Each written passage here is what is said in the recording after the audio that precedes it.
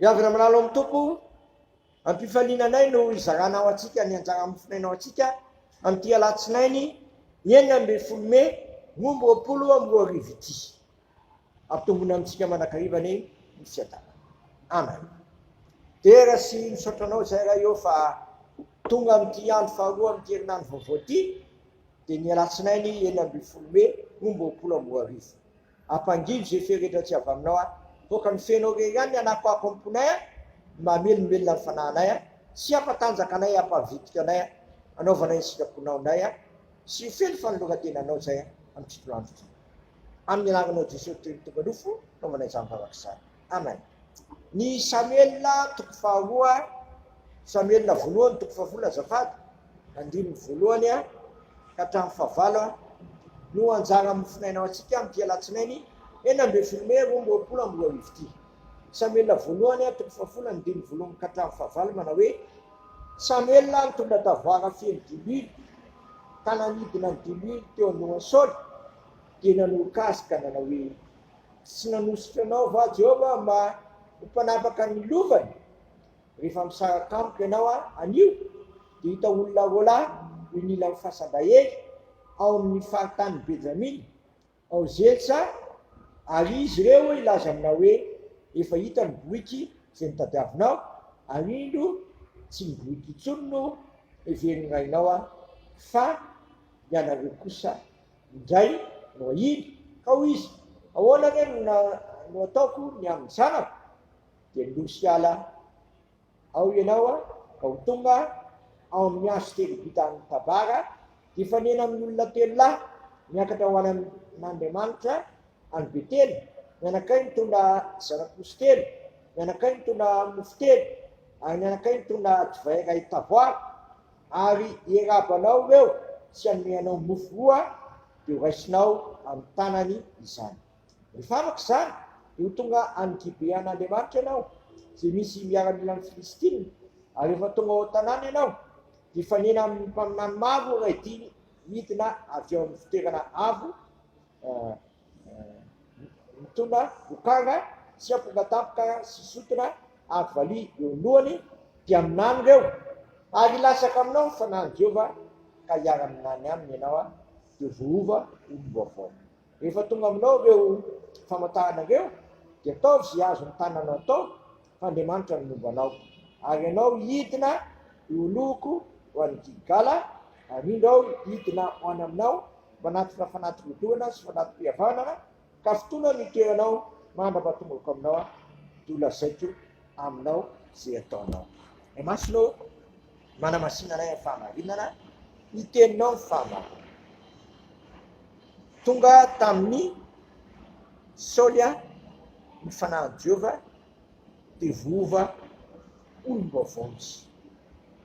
Ery amin'ny andininy fahaenina misy izany teny izany. Ary lasaka aminao ny fanahin'i Jehova dia vohova olombavao ianao. Lasaka aminao ny fanahin'i Jehova dia vohova olombavao ianao. Miavana malala misaotra an'Andriamanitra isika satria efa vitan'i Jesosy Kristy teo amin'ny hazo fijaliana ny famonjena sy ny famonjenanao ny famonjenan'i Jesosy Kristy. Mba tonga zany famonjena zany mpakampo sy hiatra amiko sy mitoa amintsika rehetra dia ny fanahy masina no mampanan-kera izany ampy anao. Ny nahafatesan'i Kristy mantsy dia ny fandevonana sy famongorana amin'ny fanampitena ny voatako sy ny voatanao teo amin'ny hazo fijaliana. Niara voaomby tamin'i Kristy teo amin'ny hazo fijaliana ny voatako sy ny voatanao ary ny voatan'izao tontolo izao. Hevina teo ny teny fanameloana sy ny fanameloanao. Paoly apôstôly dia lazainy hoe novonoina ny soratana ny didy izay mempanga sy mempanganao ary le rano Kristy ampampadio antsika rehetra ho afaka amin'ny fahotana. Ahoana ny tehirizana anahy sy atonganao androso amin'ny olom-baovaonao sy ny fiainam-baovaonao, eo ny mila ny fanan'Andriamanitra tahaka sy mamomba ary mamombanao sy mamomba antsika rehetra. Ny fanan'Andriamanitra no mahay mitahiry anao, mahay manavao anao. Ny fanan'Andriamanitra mahay mampahery anao sy mahay mitary-dalana anao androso lalina kokoa amin'ny fiainam-baovao. Lazain'ny mpaminany Jeremia andeha feo ianao manao hoe ity ny lalana ka niaro, eo lohanao sy eo vonao sy eo kilanao sy eo andaninao, dia ny fanan'Andriamanitra no dia izany. Fanan'Andriamanitra no mibitsika aminao hoe iny lalam-baovao iny ihany, io fiainam-baovao io ihany naoka iosonao, satria ianao efa levona le olona taloha, niara-mona tamin'i Kristy teo mihazo fijaliana le olona taloha, niara-nalevina tamin'i Kristy teo mihazo fijaliana le olona taloha, ary mena tena vaovao ianao tamin'ny tsanganan'i Kristy tamin'ny maty.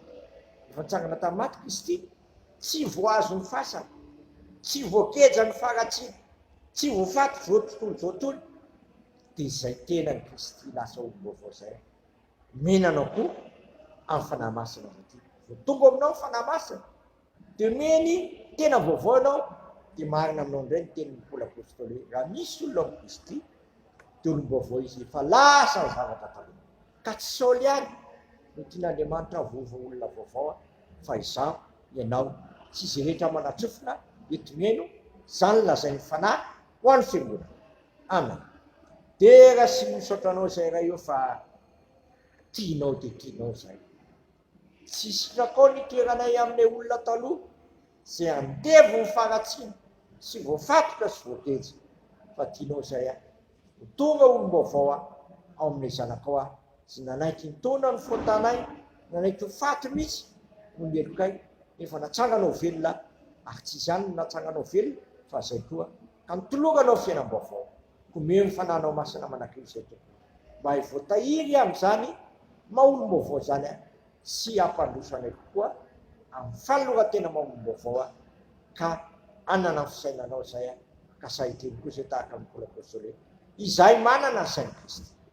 Inona tompo moa ny sain'i Kristy?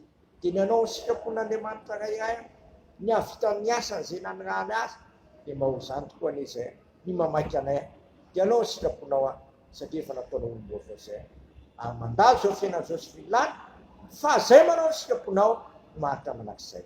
Dia sitrakay dia ary hivavaka hoe rainay izay ny an-danitra, masina anie ny naranao, mitonga anie ny fanjakanao, atao anie ny sitraponao etỳ an-tany tahaka ny an-danitra, menay iny amina sahazo anay ary mamela ny helokay tahaka namelanay izay meloka taminay, aiza mitondra anay mifankampanahy fa manafanay amin'ny ratsy, manao ny fanjakana sy ny hery ary voninahitra manak'izay.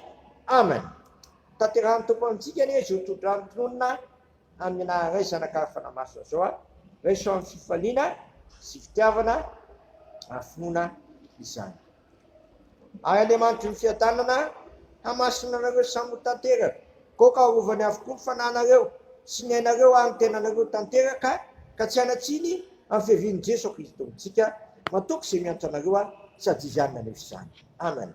Voninahitra anay ho an'Andriamanitra rery ihany amin'ny anaran'ny Ray sy ny Zanaka ary ny fanahy masina. Amen.